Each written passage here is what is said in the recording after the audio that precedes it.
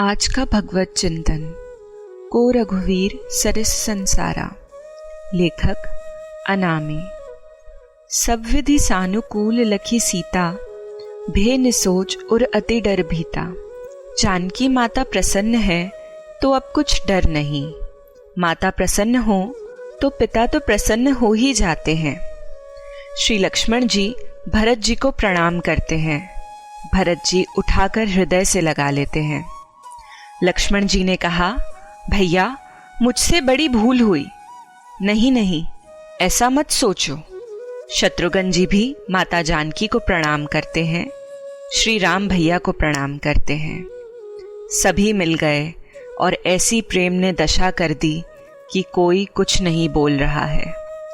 प्रेम भरा मन निज गति छूछा। उस दशा में बोले कौन? बोलने वाला बचा हो तब तो बोले। पर उस समय श्री निषाद राज बोले। उनका नाम केवट लिखा गया। ते ही अवसर केवट धीरज धरी। केवट धीरज रख के बोले और उन्होंने कहा, मातु साथ मुनिनाथ गुरुदेव आए हैं। अयोध्या का संपूर्ण समाज आया है। सभी ने कहा, केवट हम सब लोग प्रेम रस में डूब रहे थे, तुम क्यों बोले? केवट ने कहा, मैं इसलिए बोला क्योंकि जब सब डूब रहे हों तब भी केवट नहीं बोलेगा तो कब बोलेगा? केवट बुद्ध विधा बड़ी नारा। इस रस में डूबकर व्यवहार की उपेक्षा हो जाएगी, इसलिए मैं बोला।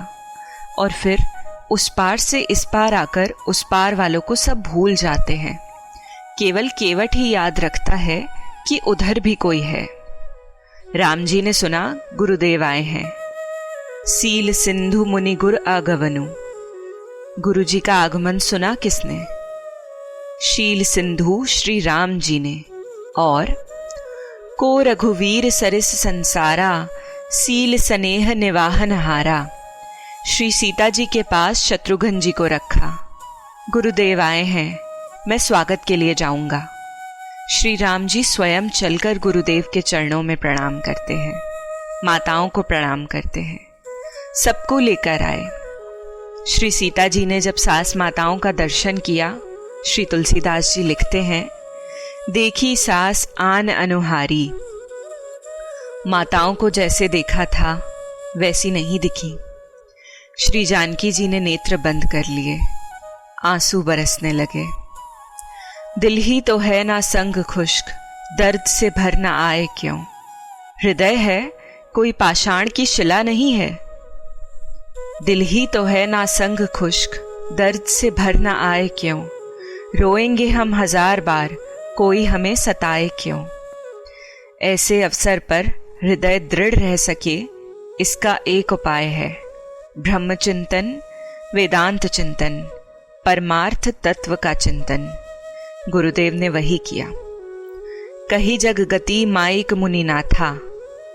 संसार की गति ऐसी ही है। सुख पाता रहा जो सदा जग में, उसे आखिर में दुख पाना पड़ा। पछताया नहीं जो कभी भी कहीं, उसे आखिर में पछताना पड़ा। कोई फूल ना बाग में ऐसा खिला, खिलके ना जिसे मुरझाना पड़ा।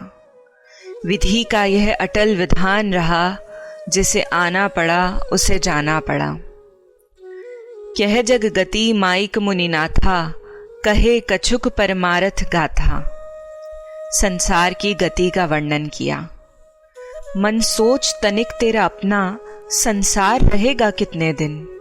आती जाती इस श्वासा का, व्यापार रहेगा कितने दिन? जो कल थे संग वो आज नहीं, जो आज है संग कल होंगे नहीं। मिल मिल के बिछड़ने वालों का, फिर प्यार रहेगा कितने दिन? संसार का स्वरूप ऐसा ही है। नहीं रहने वाली चीज का वर्णन किया और सतत रहने वाली चीज का भी वर्णन किया। परमार्थ तत्व का वर्णन और जगत की गति दोनों का वर्णन किया। और यह पूर्व भूमिका में कहा गया। उसके बाद नृपकर सुरपुर गवन सुनावा। फिर महाराज दशरथ के देवासन का समाचार सुनाया। सुनकर सुनी रघुनाथ दुसह दुख पावा।